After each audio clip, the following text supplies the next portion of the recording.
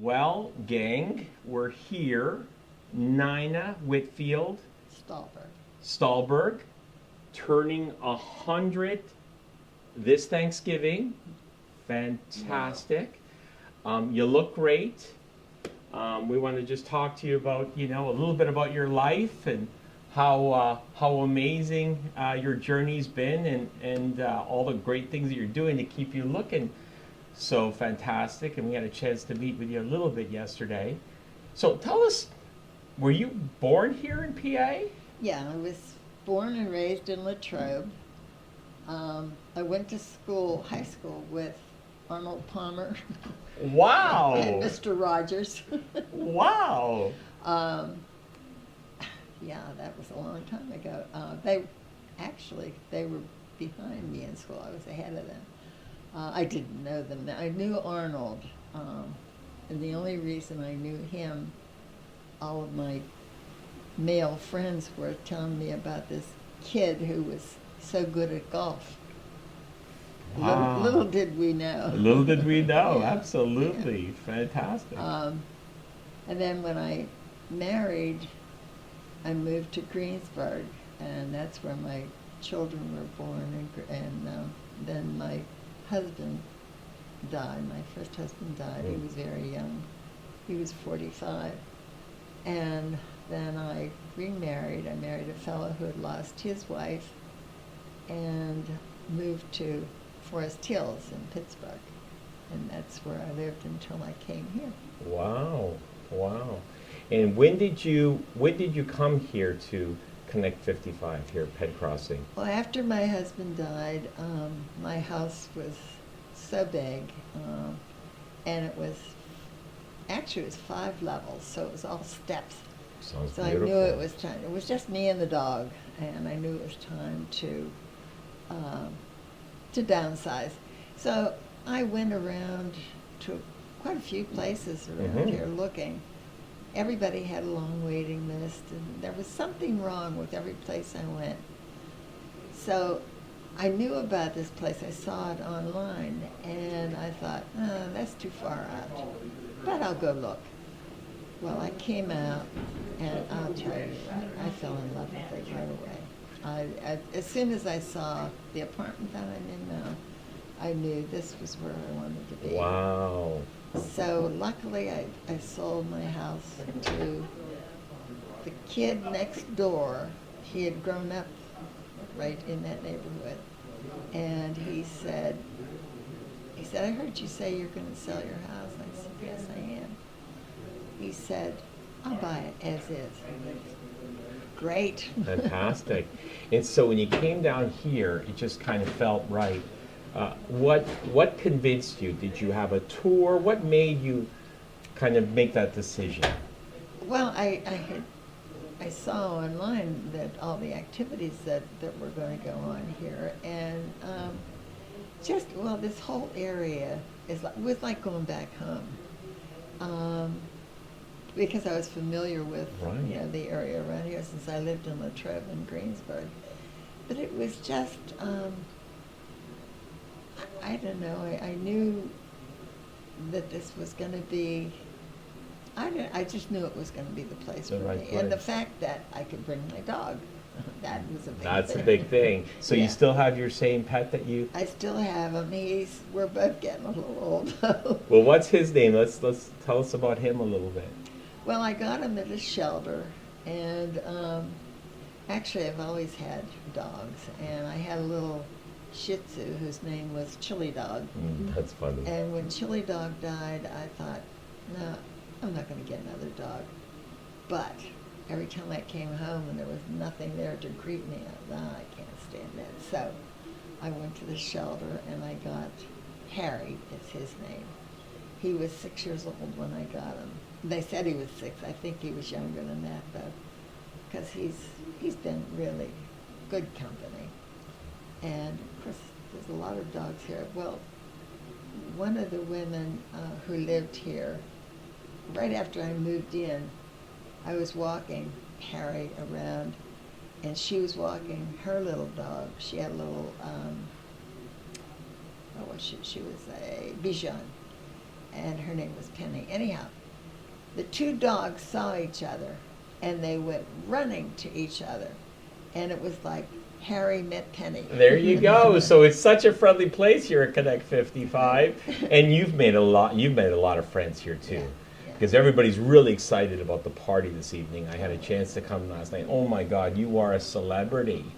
So you made a lot of people, but you've also been involved in the community too. You've been part of the secret because I hear about this tour activity that you do and some of the painting that you do. So why don't you tell us a little bit about those? Well, when I lived in Forest Hills, I belonged to ARP, and I was on the trip committee there, and so I was used to doing trips. So we were all sitting around here one day and talking about bus trips, and I said, why don't we look into it? Unfortunately, I've always been that way. I have to stick my nose in everything. But anyhow. It's the place to do it. I called Linsner Coach and talked to a lady there, and she said she would help me plan trips. So that's what we've been doing. We decide, well, we'll have a meeting today, and we'll decide, I let the committee decide where we want to go. I'll tell them some of the trips that we can do. And it's so nice because the bus comes here, picks us up, and brings us back here. Wow. The next trip that we're going to do, we're going to Ogle Bay for the lights. And it's such a nice trip. I have 44 signed up for that. Wow. And we go to Ogle Bay, and we go to Wilson Lodge for dinner, and then a show, and then we see the lights, and then they bring us back home. Where's some of the other places that you've really enjoyed going, you and some of the residents? Nobody here wants to go on overnight trips, so they have to be one-day trips. Sure. We usually go up to Johnstown in the summertime. There's what used to be theater up in Ligonier, and they now have their place up in Johnstown. We go there to a little country club for lunch and then to a play. We went to see, what was it? Anyhow, it was a musical. That was, the Buddy Holly story. Oh, sounds fun. And this year, we're going to go to see the $1 Million Quartet. Oh. That'll be in Pittsburgh, though. Wow. But we'll tell people today at the meeting about where we can go. Yeah.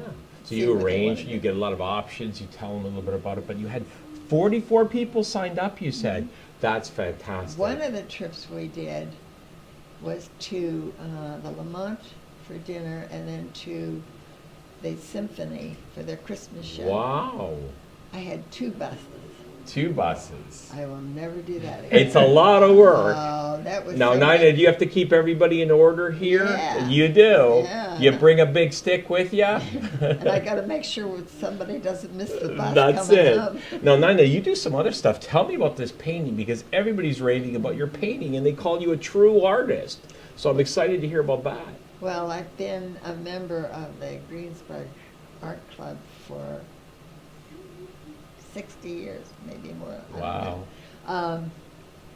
I started painting, well, I was always interested in art, but I never thought I could do it. And one day my son was sitting watching television, and I just decided to do a sketch of him. So I showed it to my neighbor, and she said, "Who did that sketch of Kevin?" I said, "I did. Maybe I ought to start taking classes." Wow. So I signed up for classes at the Greensburg Art Center, Wow. and that was the beginning of painting. But then I got a job. I started to work at Dollar Bank because that's when my husband was very sick, and I knew we had to. I had to do something because he couldn't work anymore, and he was Right. only 39 when he got sick. Right, yeah. Luckily, I got my job at Dollar Bank, and that was my career for 25 years. Wow. But I still painted a little bit, but raising a family and working. And now here, because we know you've got an art gallery, and tell us a little bit about your art gallery, and then tell us what you do here with the residents, because I think you do some paint instruction here as well. Well, yeah, I do paint classes here. I teach a class. I still teach a class at the Greensburg Arts Center. Wow. And but here, these people, some of them are really, really good. But what I do, I will get canvases, and I will pre-sketch something, and then I just bring all the paint and stuff. That's awesome. And it's kind of like paint by number. And what is your style of painting, if you had to explain to the folks? Oh, probably impressionist. I do. One of the things I'm doing now, I do a lot of dogs. Yeah, I heard you did painted Mary's dog, Yeah. the coordinator here. Fantastic. She's so proud of it. Well, dogs they never complain. They don't. They never say. Mine does, but most of them don't. Yeah. They don't say you made my nose too No, long. they do not. And all of their personality is in their eyes. Fantastic. Yeah, and I've done portraits. One of the most rewarding things I ever did with art was my youngest son, when he had leukemia, and when he was in Children's Hospital, I would take my pastels in, and he and I would go around. He would point out the kids that were really sick, and I would do their portraits. Wow. And then he passed away, Oh. and he was only 11 years old. Oh. And I wanted to do it again, but I couldn't bring myself to go back to Children's Hospital. So one day a customer came in the bank and she said, "Would you like to help us with the Christmas party?" And I said, "Sure, what?" And she said, "Well, it's the kids with, families of kids with cancer. And we have a Christmas party for them every year. Would you do portraits of?" Yes. So the first party was at Children's Hospital, and I went back there. It was very, very difficult because, first of all of the kids were bald, so you didn't know who was a boy and who was a girl. But it was a very rewarding experience. But then they started having them at a church in Green Tree, and so I went, and it got to the point where there were so many kids I couldn't do them all. So I started recruiting other artists to help me. We did that for over 20 years. Wow. And it was the most rewarding experience because it didn't matter how sick those kids were. They loved to sit and have their portrait done. And one little boy that I can remember, his name was Joey, and Joey was blind. So he sat there with his eyes closed. So I did it, and then I said to him, "Joey, open your eyes." So he opened his eyes, and I put a spark in his eyes. In the portrait, he could see. Wow. There were so many stories. It was always so great when the same kid came back next year because we knew they survived. And I get the real sense that you really, I think you're getting more out of teaching people to paint and painting for people. Oh, I do. I can see it in your eyes. I learned from my students, because when they ask me a question, how did I do that? It's really soulful, right? Isn't it? It's Yeah. just so important to do that. That's just fantastic. You live a very active lifestyle, all the different things. So I want to hear a little bit, and I'm sure the folks will be really interested in knowing a little bit about what your day is like, because all these great things I've been hearing about you in these stories. Tell us about a typical Nina day. Well, There she is, waving to somebody. That's the start. Good morning. I get up in the morning and let's see. First of all, I have a cup of coffee. And my dog is still in bed. He doesn't get up early. I read the paper. I do 2 crossword puzzles. Wow, good. Then we have breakfast. Then I take Harry for a walk.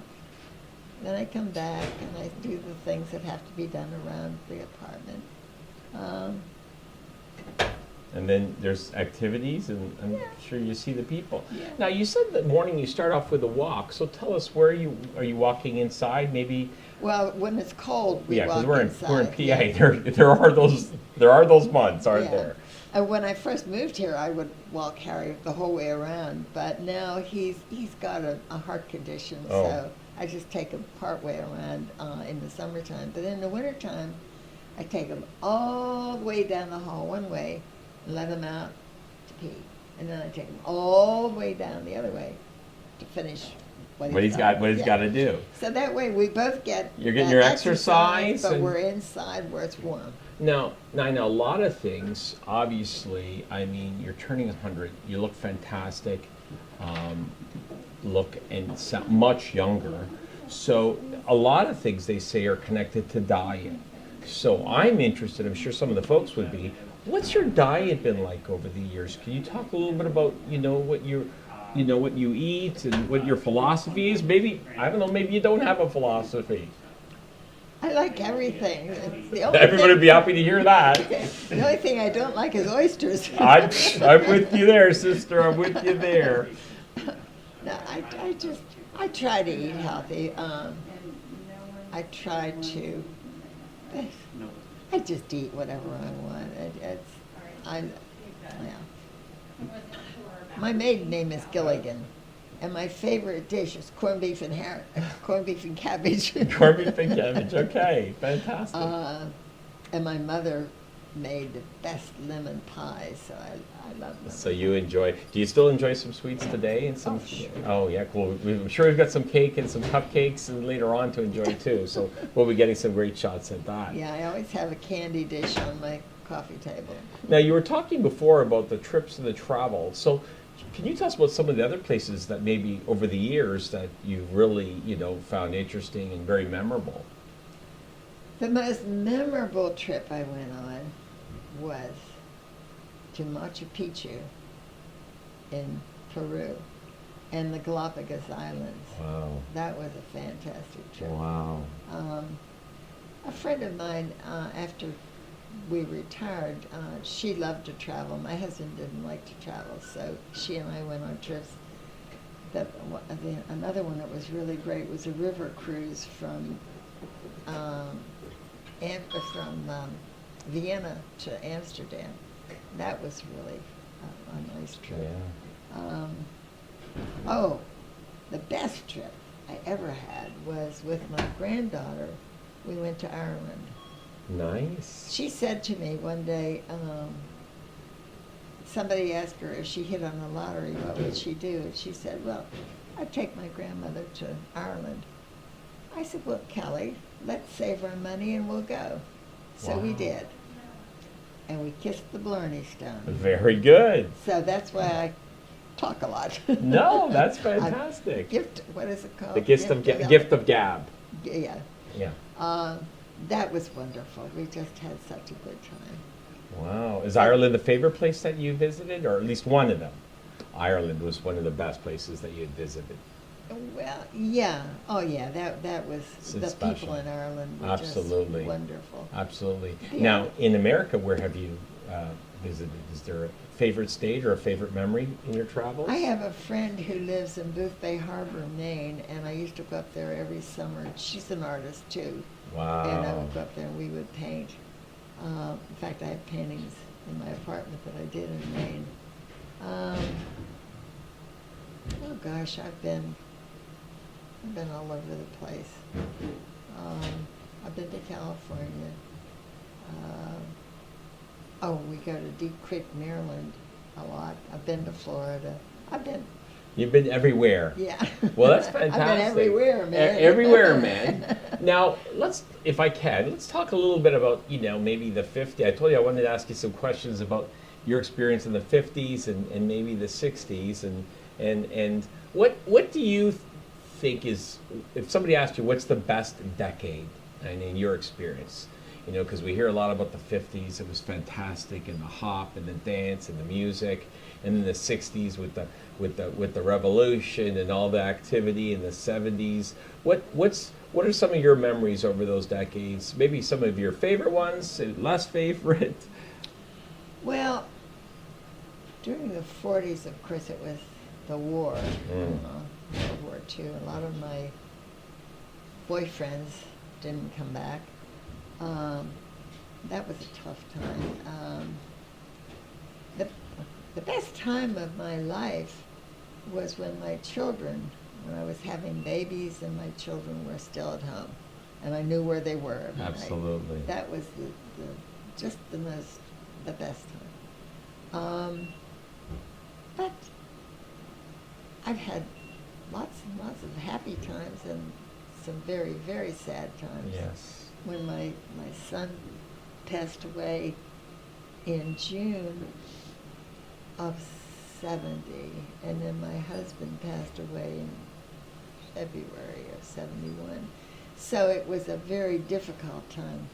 However, because my three sons needed to feel secure, that got us all through it. And having that focus and that other people need you is important. Yeah, that was the toughest time. You consider yourself a strong woman? Like, no. you just knew you had to be there to help the family. Yeah, the thing about, people would say to me, I don't know how you got through that. There's nothing you can do about it. It's there, and the only way to get around it is to go through it. So we had to do it. It was very difficult to watch both of them being sick. But anyhow, we all survived, and my sons are just the greatest husbands and fathers, and just really good men. That's so good to hear. In spite of me raising them. Like No, I'm teenagers. sure you did a splendid job. Yeah, And that's so important, knowing that as a parent, that you've done a great job with your family and getting to see that. And what do you think was the toughest part of being a parent? You sound like you had great kids, but over the years, what do you think in parenting, what would be some of the challenges? But not detailed, but I mean, it was just the high school times. The toughest part was when my boys were teenagers. Enough said with that one. And there was a lot of stuff going on. That's maybe a hot question. I completely understand that. It was worrisome, but thank goodness we all survived. No, absolutely, and I think that's fantastic. Now, over the years, we were talking about all the different things that you're involved. What were your hobbies when you were, in your 30s and 40s? You kind of were discovering painting, but what were some of the other things that you were doing that were keeping you kind of active? Or well, every organization that I belonged to, when I joined, I would look and see, oh, that needs change. They need help there. So I would work my way up to president, make the changes, then I would move on. And I have been president of more organizations over the years, simply because you knew where attention needed. You knew how to get it done. Nina, I think this is a good time to kind of maybe propose. There's an election, Ron, next year, isn't there? Nina, we're talking about a third-party candidate. Would you consider running in the federal election as president of the United States? Absolutely not. Not? Oh, I thought we had a candidate, folks. I thought we had a candidate there. There's a lot of things I would like to change, but no. Okay, you wanted to keep it at maybe a local level. Yeah. No, that's fantastic. Now, you've met a lot of great friends here, and I'm sure you're involved in a lot of things. What are some of the activities that you like in this community? I like everything. Well, what are some of your favorites? The parties. The parties are always the best, aren't they? Oh my goodness, I don't know. Mary does so much stuff. She's fantastic. She is. And Rich, this community is so nice and so friendly. We've got a chance to walk around and look around. It's really fantastic, and the people so friendly. Everybody's so excited about the buzz with your party this evening. So it's fantastic. But tell us a little. Are you involved in the social activities? Certainly. But what are some of the other things that you like? Well, I like the Silver Sneakers Good. and the Silver Sneakers yoga. I did have to kind of scale back a little bit because I was having back spasms. So, when you get old, you get aches and pains. Well, I don't know about you getting old, but that's the best thing about it, because you can do to your level of comfort, right? And then you can come back and all of that. Well, I think that's one of the best things about this program here, that you can meet new friends, try something, and what are some of the things that you wish maybe we had a little more of here? Oh, I can't. Why, you want me to get in and change? Sure. Well, I'm thinking about taking you and Mary around to maybe some of our other communities, and I'm sure you guys have some great ideas. Actually, the thing about living here, you can be out of your apartment all day long if you want to. Yeah. All you have to do is decide to join the different things that go on, because there's something for everybody. There is, isn't there? Yeah. It's I think you're the type of person who probably has to nudge a couple of the people that are some of the newbies that come in, right? You have to maybe do a little bit of convincing. I think that might be your role here too. Yeah. You and Harry, maybe getting some of the other dogs to get involved. Yeah, that's fantastic. There's been a lot of changes in the community too out here with some new development. And have you had a chance to kind of over the last couple of years? Because I know COVID kind of kept people. Yeah, that way. But you know what? I keep thinking during COVID, if I had stayed in my house, it would have been terrible, because Right. I wouldn't see anybody. At least here, when we were, well, of course we were quarantined for a short period of time, but we all wore masks, and we all came down to get our mail, and there was still limited social activities, but at least we were involved, and of course I could sit out on my patio and everybody walk by and say hello. You were So talking, yeah. had I been in my house, I wouldn't have had that. It would have been really sad. Yeah, and I think that's one of the things that, Connect 55 Plus and certainly other active adult communities offer, is a chance to, when something like that happens, or even a long winter, is still a chance to see people and talk to people. Being connected to people is so important. Oh, it's so important to be. And, here, well, we're all friends here. It's not like, Yeah. well, It's not like a regular apartment building, is it? yeah, it is, and it's and when we have the I really like the meet and greet when we have new people moving in, and I can remember when I came to the meet and greet when I first moved in, I was really nervous about it, and one of the fellows who lived here, whoever to me, he said, "Hi there, my name is Larry. It's nice to meet you. I'm glad you moved in." And I thought, boy, this is nice. And one of the women said to me, "One of the things you want to do, come down for the activities, whether you want to do it or not, but come down for it." And it was good advice. It's good advice, absolutely. And I'm glad that she said that, because that's one of the things that we encourage people, is just come down and try it. Yeah. I mean, at the very least, you're going to get to know some of your neighbors. Right. And, neighbors are so important, as Mr. Rogers would have told you, right? Exactly. That's fantastic. Nina, what's something maybe that you can, people who are considering downsizing, they're not sure, and they know they're going to make friends, but they've kind of got friends with there. What are maybe one or two things why they really need to consider kind of moving into a community like this? Well, because living in a house is lonely. It is. If you're by yourself, and I was by myself, and it's hard to give up a lot of your belongings, but it's stuff you don't need. So I had an estate sale and got rid of a lot of stuff. that Wow. way. Was that difficult for you, selling everything? The only thing that was difficult was the day of the sale. I knew there were people in my house trying on my clothes. That bothered me. I didn't care about the other things, but I didn't like that. Certainly, yeah. But it was. Once you make that decision, it was time, wasn't And it? it was awful, the stuff that you accumulate over the years. Yeah. And it's things that you don't need, for Right. heaven's sake.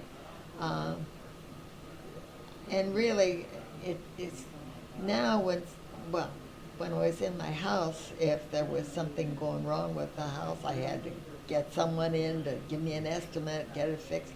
Here, something goes wrong, Dave, come and fix it. Exactly. Isn't that fantastic? Yeah. Really, it is carefree living. It's a chance to live with friends, really get the most out of everything. And if you've got a pet, it's welcome here. And you and the pets can just enjoy a lot of activities. I think that's a great way to And kind the of. other thing is, I don't have to pay anybody to cut the grass. I don't have to pay somebody to shovel the snow. That's right. That's right. Well, Nina, we're going to end on this one question here. If there's one piece of advice you can give to people to live a good, long, healthy life, from your, and I know you're a modest person, but I've seen how active you are. What advice could you give me to kind of live a great, active life? Okay. Oh gosh, if you see something that needs changed, get in there and change it. If it's something that you can't do a thing about, forget about it. Don't worry about it. Sounds like great advice. Nina, thank you so much for being here talking to us about Connect 55 here in Penn Crossing. You're an excellent representative of the community, and I'm looking forward to kind of having a dance with you tonight at your party. Okay. Okay, thank you. You take care. Pleasure.